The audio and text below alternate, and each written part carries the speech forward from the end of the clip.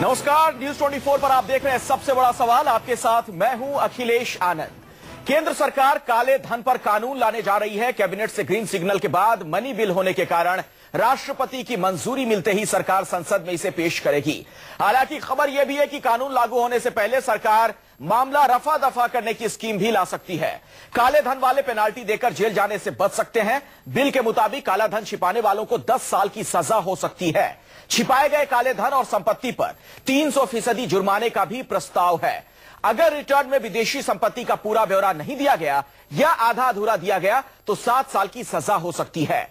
काले धन पर रोक के लिए प्रस्तावित कानून के मुताबिक दोषी को सेटलमेंट कमीशन में अपील का अधिकार नहीं होगा।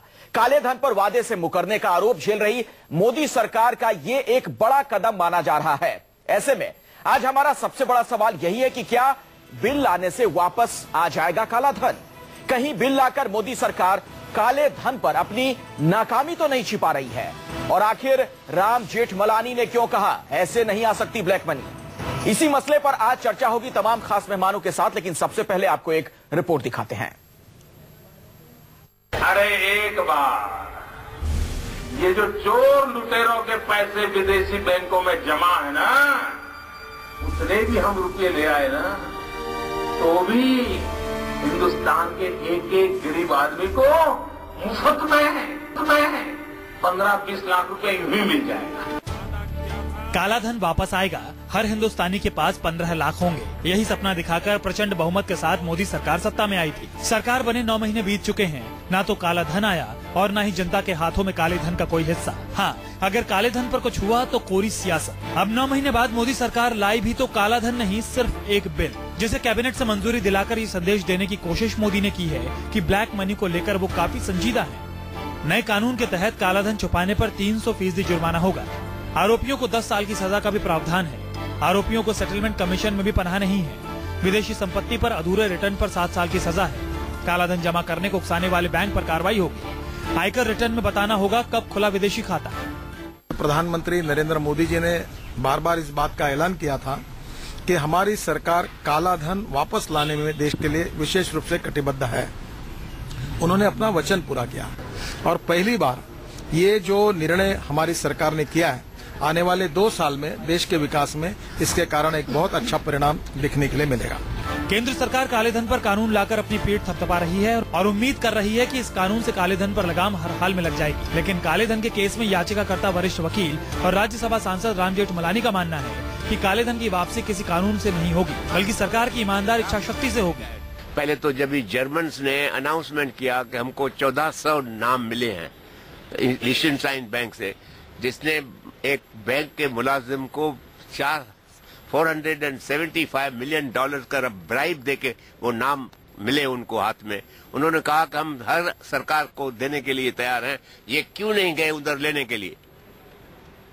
मेरे को उनके इखलाक में कुछ खलल नजर आता। जेठमलानी ने तो साफ कह दिया कि कानून लाने से कुछ नहीं होने वाला। लेकिन कभी काले धन पर मनमोहन सरकार पर मुखर रहे बाबा रामदेव का काले धन के मुद्दे पर गोलमोल जवाब कई सवाल खड़े करता है।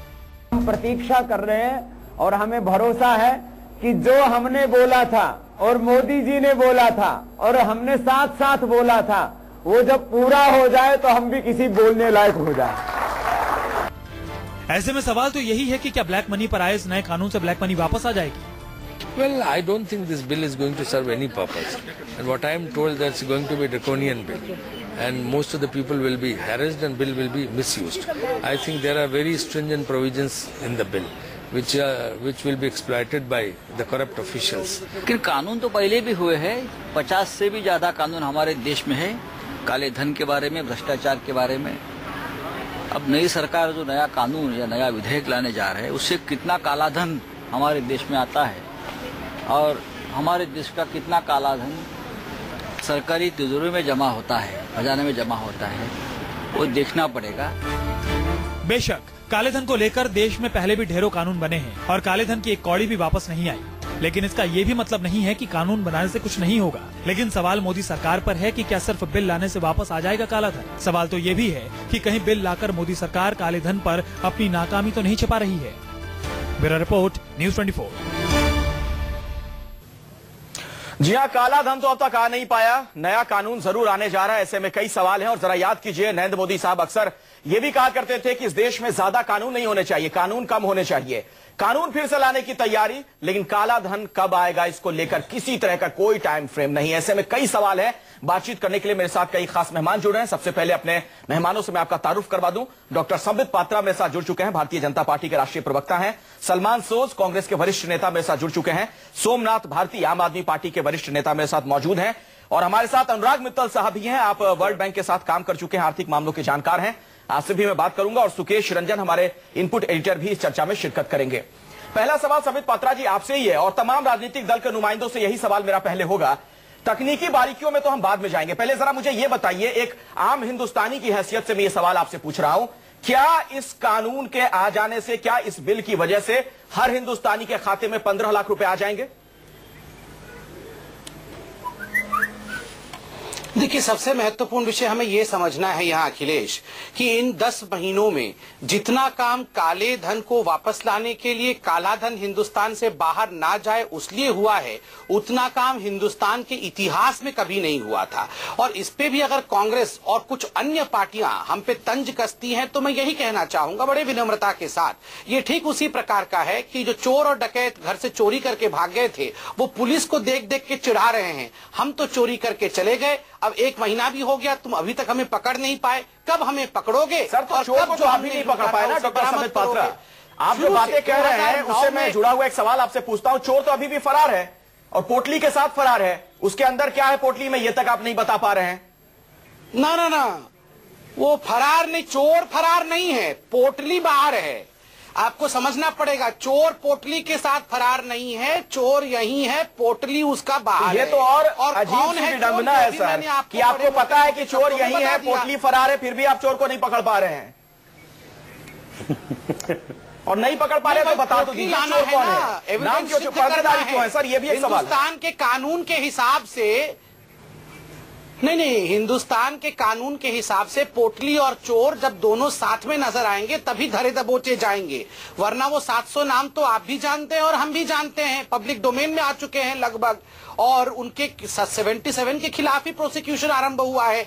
400 का आयकर का काम पूरा हो गया है, अर्थात एविडेंस कलेक्शन जोरों शोरों पे पुख्ता जवाब नहीं दे रहे संबित पात्रा जी। मैं यही सवाल सलमान सोज से पूछ लेता हूं, उसके बाद मैं आऊंगा इस कानून की तकनीकी बारीकियों पर भी। 28 नाम में से 70, चलिए ठीक है संबित पात्रा जी। सलमान सोज, जरा मुझे ये बताइए, मैं क्यों ना मानूं कि ये जो बिल है एक तरीके से आई वॉश है। जिस तरह से सरकार की फजीहत हो रही है कि अब तक काला धन देश में वापस नहीं आया, इसलिए बस एक नया शिगुफा छोड़ दिया गया है, इससे क्या होने जा रहा है? नहीं, बड़ा आश्चर्य का विषय है। सलमान सोज से मेरा सवाल है संबित पात्रा जी, आप अपने आश्चर्य बाद में बताइएगा क्या है। पहले मैं आऊंगा आपके पास, पहले सुन लेते हैं सलमान सोज को। संबित भाई, देखिए 15 लाख क्या 15 रुपए भी किसी के अकाउंट में नहीं आए, शायद संबित के अकाउंट में 15 रुपए आ गए, लेकिन जो भी वादे किए थे, बहुत बड़ा चढ़ा के जो वादे किए गए थे, जो मोदी जी ने इलेक्शन के दौरान किए, सब, और बाबा रामदेव सब ये तो बिल्कुल एक हिसाब से लोगों को उल्लू बनाया गया। तो आप कहते हैं कि भाई कानून हम नया लाएंगे, देखिए उस कानून को भी देखेंगे। और कांग्रेस का ये है कि भाई अगर आपको लगता है कि ब्लैक मनी इस कानून से वापस आएगी, आप बताइए, डिबेट करेंगे और आपके सपोर्ट करेंगे, क्योंकि एक नेशनल इश्यू है। लेकिन हमारे पास अभी भी कानून तो है, कुछ इनकम टैक्स एक्ट है, जो आपने 300% का पेनल्टी बोला, वो इनकम टैक्स एक्ट में है बाय द वे। अच्छा, एंटी मनी लॉन्ड्रिंग एक्ट है, और भी बहुत सारे कानून है। और मोदी जी ने एक हिसाब से कहा था कि भाई बहुत ज्यादा कानून है, हमें कानून ज्यादा नहीं, हमें इम्प्लीमेंटेशन की जरूरत है। तो उन्होंने सोचा होगा कि वो प्राइम मिनिस्टर बनेंगे तो किसी टाइम के अंदर 15 लाख रुपए हर किसी को दे देंगे, तो वो क्यों नहीं इंप्लीमेंट कर पा रहे हैं जो एग्जिस्टिंग कानून है। चलिए वो सवाल तो है सलमान, लेकिन सवाल आपसे भी है कि अगर आप लोगों ने इस दिशा में पुख्ता कोई काम किया होता तो शायद आज ये मुद्दा होता ही नहीं। बीजेपी इसे आपके खिलाफ इस्तेमाल कर ही नहीं पाती चुनाव में, और जिसका एक बड़ा फायदा बीजेपी ने लिया भी और आपको नुकसान भी हुआ। मेरे साथ सोमनाथ भारती भी यहां पर मौजूद है, आम आदमी पार्टी के नेता है। सोमनाथ भारती जी, आप तो कानूनी मामलों के जानकार भी हैं, जरा ये बताइए, एक और कानून आने जा रहा है, क्या इससे ब्लैक मनी की वापसी की उम्मीद की जाए? और मैं बड़ी बड़ी बातें नहीं करता हूं, मैं सिर्फ ये कहता हूं कि 15 लाख रुपए मेरे खाते में आ जाएंगे। उन्होंने जो बड़ी बड़ी बातें कही, उसमें हिंदी में एक बड़ी अच्छी कहावत है, अपने मुंह मियां मिट्ठू। संबित पात्रा जी अपने मुंह मियां मिट्ठू को और एक्सप्लेन करना चाह रहे थे।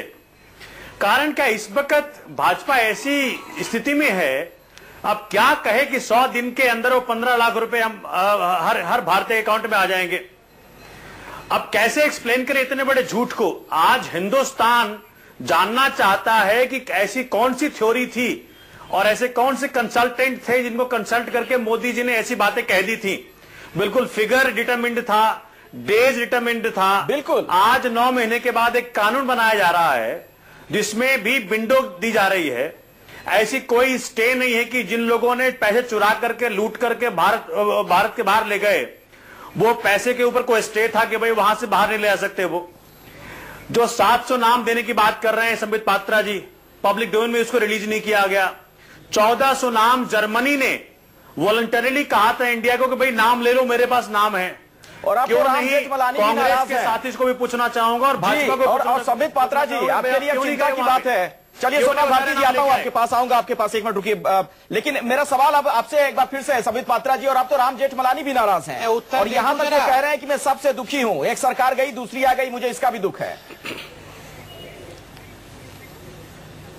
देखिए, जहां तक राम जेठमलानी जी का सवाल है, बड़े सम्मान के साथ मैं कहना चाहूंगा, आपने भी उनके वो 3 आर्टिकल पढ़े होंगे जो उन्होंने ब्लैक मनी पे लिखा है।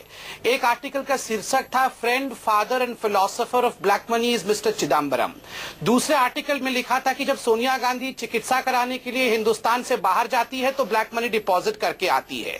तो स्वाभाविक रूप से वही तो मैं कह रहा था कि चोर तो यही हिंदुस्तान में मौजूद है, पोटली लाने का काम बाकी है। और ये जो कानून तमाम में लिख रहा जो ला रहे हैं, जो मैं पढ़ रहा हूँ, ये उसी के लिए कदम है।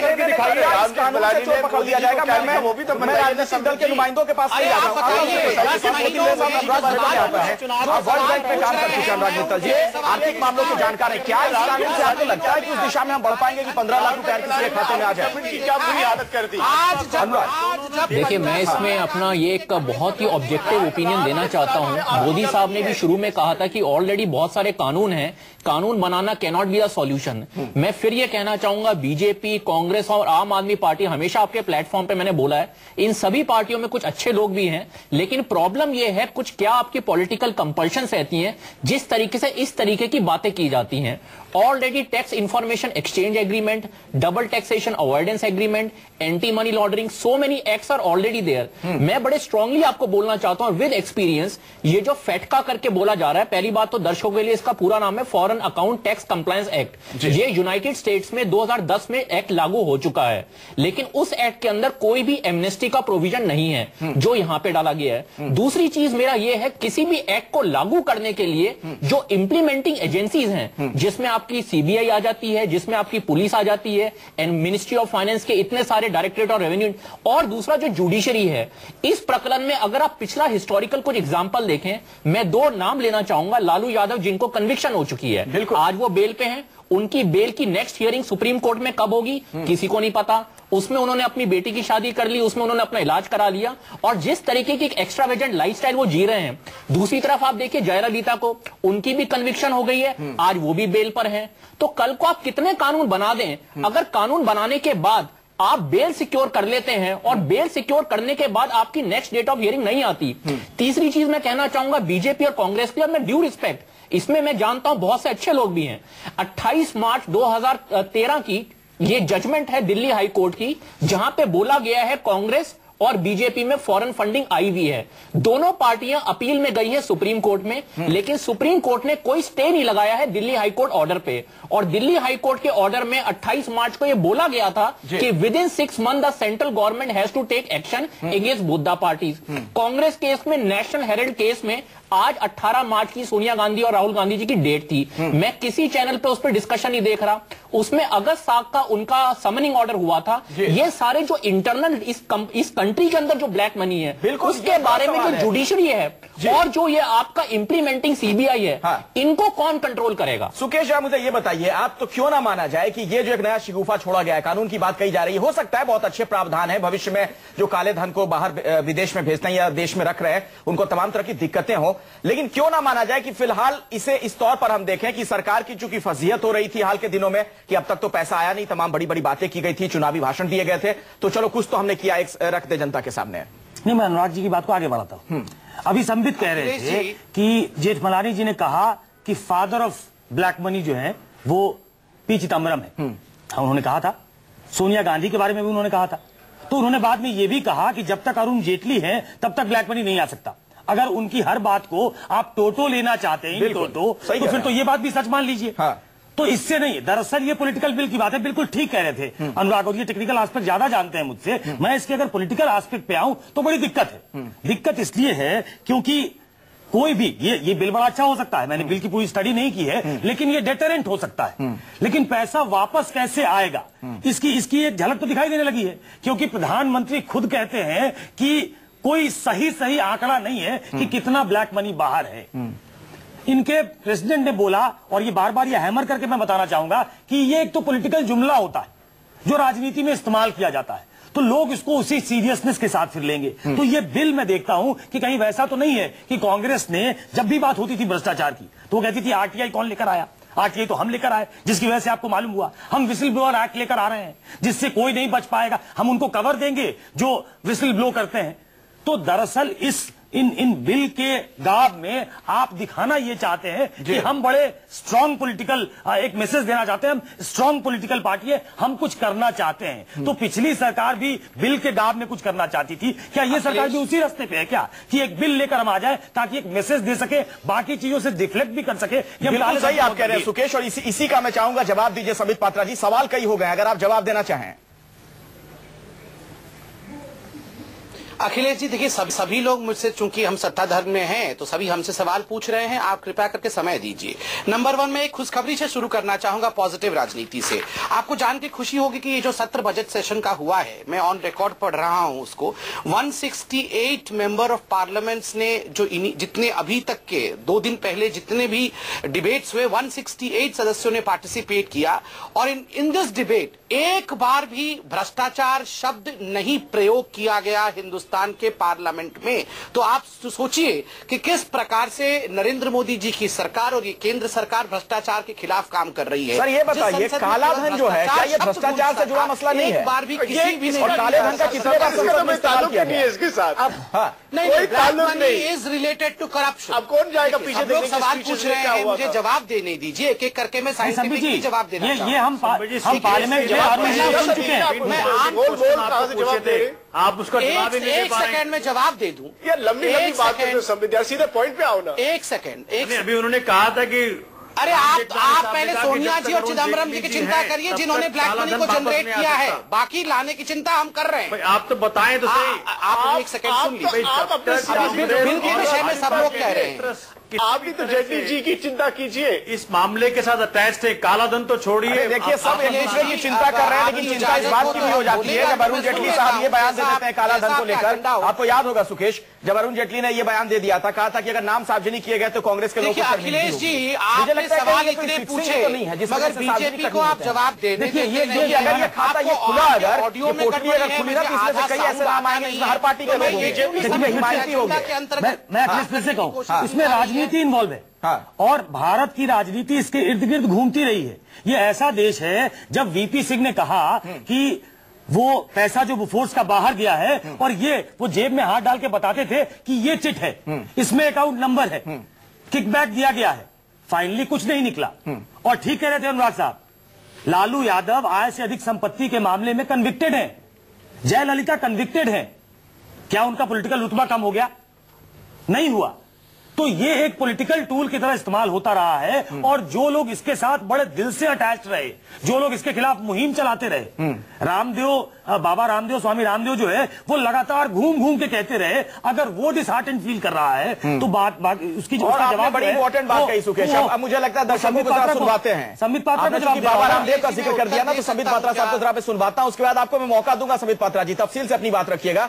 आपके तमाम करीबी लोग भी कितने आहत हैं इस बात को लेकर, अब तक जो आप लोग कुछ नहीं कर पाए ब्लैक मनी पर? सुनिए जरा बाबा रामदेव को। हम प्रतीक्षा कर रहे हैं और हमें भरोसा है कि जो हमने बोला था और मोदी जी ने बोला था और हमने साथ साथ बोला था, वो जब पूरा हो जाए तो हम भी किसी बोलने लायक हो जाए। हम प्रतीक्षा कर रहे हैं और हमें भरोसा है कि जो हमने बोला था और मोदी जी ने बोला था और हमने साथ साथ बोला था, वो जब पूरा हो जाए तो हम भी किसी बोलने लायक हो जाए। डॉक्टर संबित पात्रा, सोचिए जरा, वो बाबा रामदेव जो आपके लिए घूम घूम कर प्रचार किया करते थे, इतना बड़ा जिन्होंने आंदोलन खड़ा किया, उनको आपने बोलने लायक नहीं छोड़ा है। मैं बिल्कुल नहीं। बाबा रामदेव का हम सम्मान करते हैं। हम वो कांग्रेस पार्टी की तरह नहीं है कि रात के अंधेरे में जाके संतों के ऊपर और अच्छे लोगों के ऊपर बर्बरता पूर्वक अटैक करे और लोगों को जान से ही मार दे। हम सम्मान करते हैं और मैं यह भी कहता हूं कि दिन आएगा जब बाबा रामदेव जैसे लोग सर उठा के कहेंगे कि हम हिंदुस्तान की माटी में जीते हैं। धन्यवाद है सरकार का। ये डकैतों की भूमि नहीं है जिस प्रकार 65 वर्षों तक डकैतों का राज रहा है, ये चेंज हुआ है। अब मैं उत्तर दे दूं। अरे काफी बातें कर ली आपने, काफी डकैत वगैरह बोल दिया। आप कहना है कि हमने बिल्कुल नहीं पढ़ा।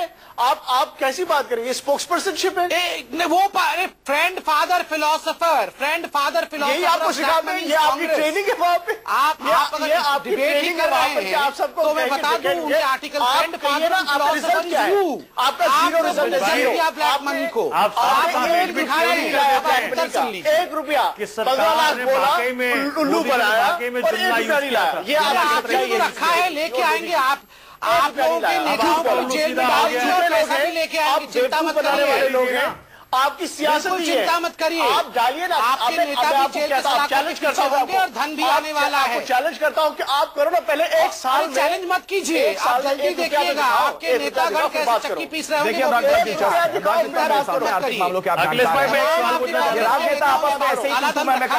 संसद में भी चर्चाओं में भी पैसा तो वापस आएगा नहीं, ऐसा लगता नहीं। क्यों ना मालूम है किसी पर राजनीतिक मुद्दा था ये। वाइस प्रेसिडेंट बिल्कुल एक पॉलिटिकल कंपल्शंस हैं। जैसे भी आप देखते होंगे, आप किसी भी पेज 3 न्यूज़पेपर को उठा लीजिए, उसमें आप देखेंगे जो भी पार्लियामेंट में बैठ के एक दूसरे का विरोध करते हैं वो पेज 3 पे वाइनिंग एंड डाइनिंग करते हैं। और सरकार बोलती है राज्यसभा में बिल पास कराने के लिए हमने कुछ अपने सीनियर मिनिस्टर्स को डिप्लॉय किया है। एक मिनट अनुराग, माफी के साथ बीच में रोक रहा हूं। संबित कुछ कहना चाह रहे हैं शायद। संबित अगर छोटे में बोल पाइए आप, उसके बाद मैं आऊंगा अपने साथ, मेरे साथ जो एक्सपर्ट है उनके पास। 30 सेकंड में अगर अपनी बात रख पाए। संबित, देखिए मैं इतना कहना चाहता था, जिस बिल के बारे में आज हम डिस्कशन कर रहे हैं, मैं देख रहा हूं तमाम लोग कह रहे हैं कि हमने तो अभी बिल पढ़ा नहीं है, मगर ये एक इसी प्रकार का फालतू बिल है। आप देखिए बिना पढ़े अगर हम किसी बिल को फालतू कह देते हैं या सर वो उस बिल की कॉपी मेरे पास पड़ी हुई है, उसको कोई फालतू नहीं कह रहा है। सवाल ये खड़ा हो रहा है कि क्या आपके बिल में मैंने सुना के अलावा कुछ और नहीं है। मैं चाहूंगा कि बिल को पहले पढ़ें, बिल को समझे। और सर मेरे साथ यहाँ पर जो एक्सपर्ट बैठे हुए हैं ना, वो वर्ल्ड बैंक में भी काम कर चुके हैं, आर्थिक मामलों के जानकार हैं, जाना पहचाना चेहरा है देश के। अनुराग मित्तल वो भी सवाल खड़े कर रहे हैं इस बिल को लेकर। अनुराग, देखिए मैंने ये बिल पढ़ा भी है और मैंने ये बिल जो यूएस का मैंने आपको बताया जो वहां से कट पेस्ट किया गया है, लेकिन एक चीज है कट पेस्ट किया गया है, लेकिन वहां पे कोई एमनेस्टी स्कीम नहीं है। यहाँ पे एमनेस्टी स्कीम भी डाल दी गई है। या तो आप अच्छी चीज उठाइए, आपने सर्टेन। दूसरी बात है जो मैंने आपको बोला, यहां पे जो इंप्लीमेंटेशन मशीनरी है जो इन कानूनों को इंप्लीमेंट करेगी, उसमें आज की डेट में कितनी पारदर्शिता है। यहां पे तीनों प्रमुख पार्टियों के नुमाइंदे हैं। मैं उनसे रिक्वेस्ट करूंगा और बल्कि एक अच्छी पॉजिटिव बात करना चाहूंगा, उन्होंने अपने मैनिफेस्टो में मेंशन भी किया है, खासतौर पे आम आदमी पार्टी ने भी, कि हम कोर्टों में ऑडियो वीडियो रिकॉर्डिंग लाएंगे। ये मैं इसलिए बार बार बोल रहा हूं क्योंकि जब मैटर कोर्ट में जाता है जो कभी खत्म नहीं होता और हमेशा आप सुनेंगे the law will takes its own course, उसमें कोर्टों में क्या आर्ग्यूमेंट होते हैं, किस तरीके से एडजमेंट ली जाती है, मुझे बोलने दीजिए, ये थोड़ा इंपॉर्टेंट पॉइंट है। दूसरा मैं आपको बताना चाहूंगा कपिल सिब्बल साहब के बारे में। कपिल सिब्बल साहब है जो जब कांग्रेस में थे तब वो बड़ी बड़ी बातें करते थे, आज वो बीसीसीआई के वकालत कर रहे हैं। जो ऐसे टेंटेड लोग हैं उनके लिए वो रिप्रेजेंटेशन कर रहे हैं सुप्रीम कोर्ट में, और उनकी अपनी पार्टी उनके खिलाफ खड़ी है कि आप ऐसे मुकदमों को मत लीजिए, शारदा स्कैम में मत रिप्रेजेंट करिए। तो मेरा तीनों पार्टियों से गुजारिश है, पुलिस स्टेशन जेलों में ऑडियो वीडियो ये जो सिस्टम है जो पार्लियामेंट में है क्यों नहीं लगाया जाता, सीबीआई को क्यों नहीं ऑटोनॉमी बनाई जाती, मालिमत कमेटी जो पुलिस के ऊपर है उसको क्यों नहीं इंप्लीमेंट किया गया। चलिए मुझे ब्रेक ले रुकना पड़ेगा अनुराग, और एक बड़ा सवाल जो है जिस पर जो मेरा बुनियादी सवाल है उसका मुझे अब तक जवाब नहीं मिल पाया है। तीनों पार्टी के नुमाइंदे मेरे साथ मौजूद हैं। सवाल यही कि कानून तो नया आ रहा है, लेकिन क्या काला धन वापस आएगा? अगर नया कानून आने जा रहा है काले धन को लेकर, तो क्या इससे काले धन की देश में वापसी होगी? क्या वो जो वादा किया गया था 15-15 लाख रुपए हर किसी के खाते में आएंगे, वो आपके खाते में आता हुआ दिख रहा है? जरा उस वादे की एक बानगी सुनिए, उसके बाद चर्चा को आगे बढ़ाते हैं। अरे एक बार ये जो चोर लुटेरों के पैसे विदेशी बैंकों में जमा है ना, उतने भी हम रुपये ले आए ना, तो तो भी हिंदुस्तान के एक एक गरीब आदमी को मुफ्त में 15-20 लाख रुपए यूं ही मिल जाएगा। समित पात्रा जी, देखिए, ये भरोसा किसी और ने नहीं दिया था। प्रधानमंत्री मोदी ने ये भरोसा दिया था सबको कि ये चोर लुटेरों के जो पैसे बाहर है ना, अगर वापस आ जाएं तो हर एक खाते में 15 लाख रुपए पहुंचेंगे। इसीलिए फिर से मैं ये सवाल आपसे पूछ रहा हूं कि कानून तो आप ला रहे हैं, लेकिन पैसे कब लाएंगे? ये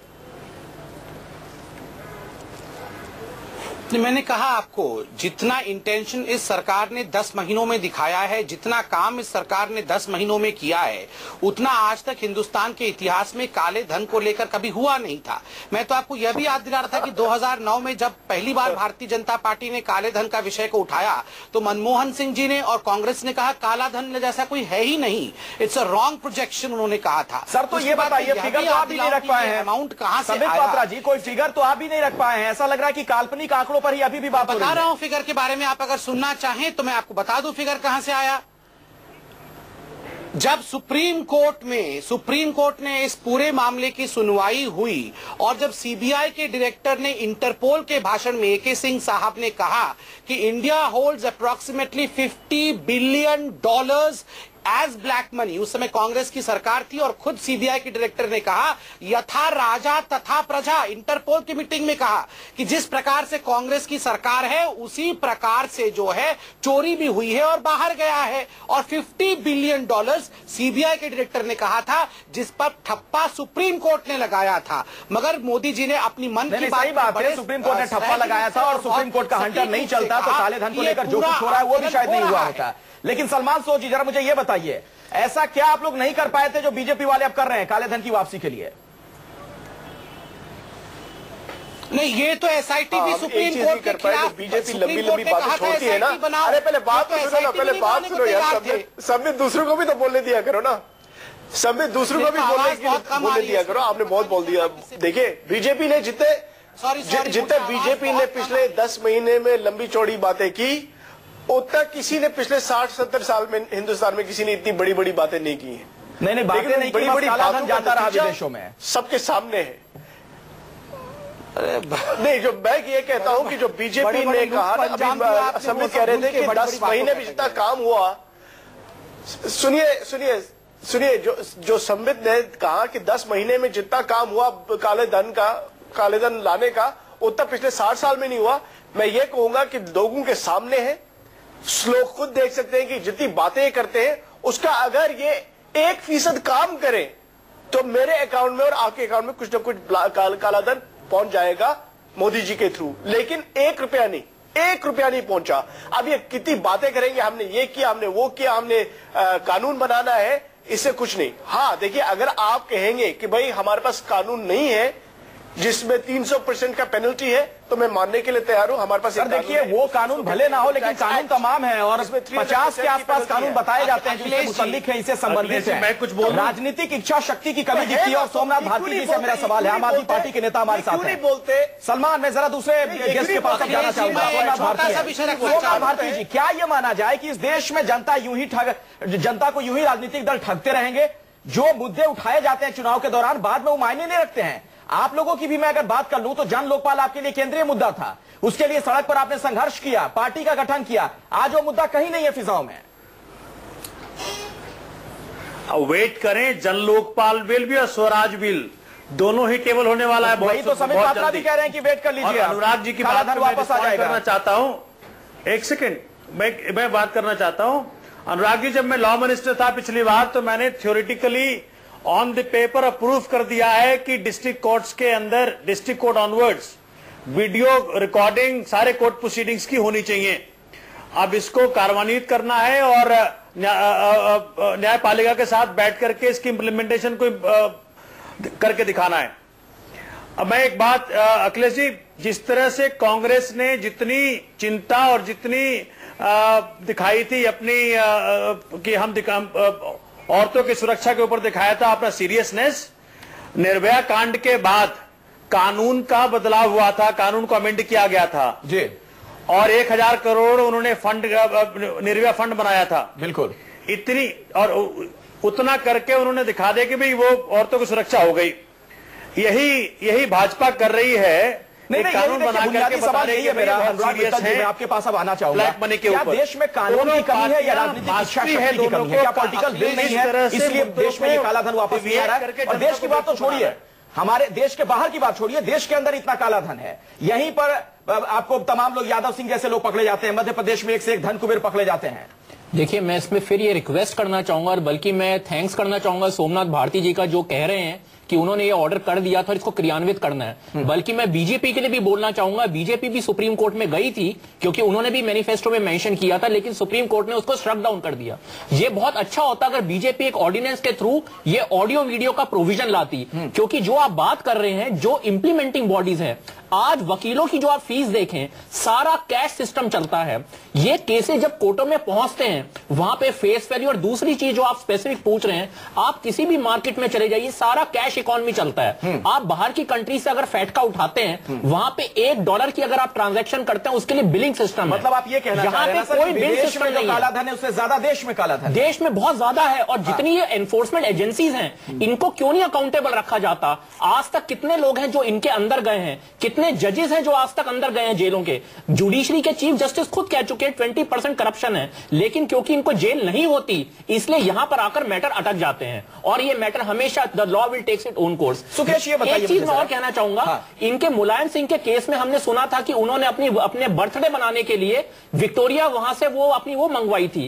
ऐसा जब एक्सपेंडिचर, गवर्नमेंट एक्सपेंडिचर जब ऐसी चीजों पे किया जाता है, तब आप फिस्कल डेफिसिट के बारे में क्यों नहीं सोचते? तब हम फॉरेन एक्सचेंज के बारे में क्यों नहीं सोचते? बिल्कुल सही कह रहे हैं आप। सुकेश, मेरा सवाल यह है, काला धन वापस लाने को लेकर आपको सरकारें संजीदा नजर आती हैं क्या? कहीं ऐसा तो नहीं कि तमाम राजनीतिक दलों को यह काला धन बहुत सूट करता है, चुनाव के दौरान भी भरपूर इस्तेमाल होता है? नहीं, तो पॉलिटिकल एक्सरसाइज में तो कह रहा हूं कि आज से नहीं, जब से मैं राजनीति समझने लगा हूं, तो इतना मैं समझ पाया हूं कि किसी मुद्दे पे हाफ ऑन करना। मैंने वीपी सिंह का एग्जांपल दिया आपने कि उस समय उन्होंने बात की थी बोफोर्स की, उसके बाद बात आगे चलती आई, भ्रष्टाचार की बात होती है, भ्रष्टाचार पे लगाम लगाने की बात होती है, ब्लैक मनी को वापस लाने की बात होती है। कल हमने एक रिपोर्ट किया है, मैं एक सिंपल सा उदाहरण देना चाहता हूं, और 3 पॉलिटिकल पार्टी के नुमाइंदे बैठे हैं। कल सरकार की तरफ से राज्यसभा में यह कहा गया कि 2,60,000 करोड़ रुपया सरकारी बैंकों का डूब चुका है। अब ये एक फिगर है, 2,60,000 करोड़ रुपया डूब गया। उसमें 30 बड़ी कंपनियां हो, लोग हो, उनके पास 1 लाख करोड़ रुपया है।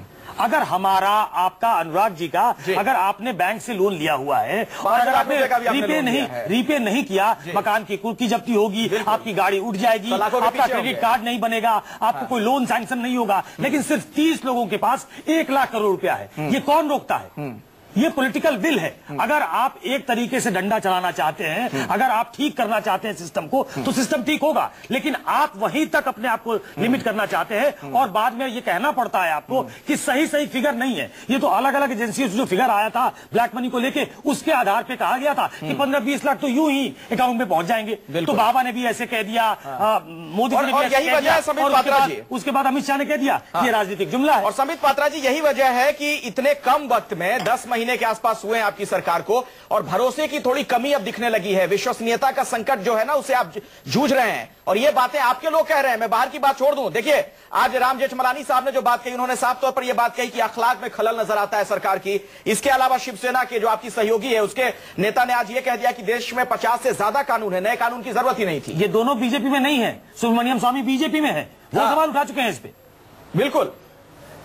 अब मैं उत्तर दे दूं। हाँ, देखिए, मैं अभी कांग्रेस के प्रवक्ता को भी सुन रहा था, वो कह रहे थे कि हम बातें बड़ी बड़ी करते हैं और काम नहीं कर रहे हैं।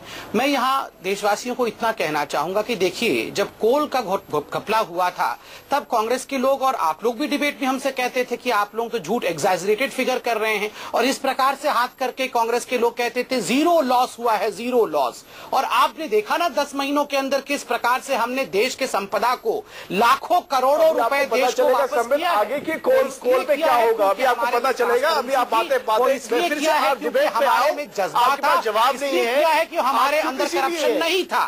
ठीक उसी प्रकार जिस प्रकार कोयले के धन को हम वापस ला पाए, ठीक उसी प्रकार काले धन को भी मोदी जी हिंदुस्तान में वापस लाएंगे। लाख उस पे लोग डिबेट कर ले, हम ही वो करके दिखाएंगे जिसको भी कांग्रेस ने बर्बाद किया था। कुछ नहीं किया, 1 रुपए का काम नहीं किया। पात्रा जी, कुछ टाइम फ्रेम है? लिखा है 100 दिन का डेडलाइन, मुझे दिखाइए। कहाँ लिखा है 100 दिन का डेडलाइन? मुझे दिखाइए एक बारी। मेरे पास बीजेपी का मैनिफेस्टो है, वहाँ तो 100 दिन का डेडलाइन नहीं लिखा हुआ है। तो 5 साल इंतजार करें कि उसके और अगले 5 साल मोदी जी ने मुद्दा बनाएंगे। 5 साल में हमने दिशा में कोशिश की है, 5 साल और दीजिए तो हम ला देंगे काला धन। थोड़ा सर्च कर लें। मोदी जी ने कहीं नहीं बोला है 100 दिन का विषय। आप लोग झूठ मत बोलिए। मोदी जी ने मैनिफेस्टो के माध्यम से जो कहा है वो आप कहेंगे तो मैं पढ़ दूंगा। 2014 का मैनिफेस्टो है, लाइव भाषणों में कहा है कैंडिडेट थे, गरीब जो जनता कहा गया है मैं पढ़ देता हूँ, आप सुन लीजिए। और किसी और दिन आप वो पढ़ दीजिएगा, हमारे दर्शक सुन लेंगे। मेरे पास अब वक्त नहीं है। सलमान सोद, मैं आपके पास अब नहीं आ पा रहा हूँ। सोमनाथ भारती जी, बहुत बहुत शुक्रिया इस चर्चा में शिरकत करने के लिए। लेकिन जो एक बड़ा सवाल है, बुनियादी सवाल, वो अभी भी बरकरार है। कानून तमाम पहले से हैं, एक और कानून आ जाएगा, लेकिन क्या इससे काले धन की किसी तरह की कोई वापसी होने जा रही है? क्या देश में काला धन वापस आएगा? और जो तमाम लोग आप उम्मीद लगाकर बैठे थे कि 15 लाख रुपए आपके खाते में आने वाले हैं, क्या वो 15 लाख आएंगे या यूं ही आप महरूम रह जाएंगे?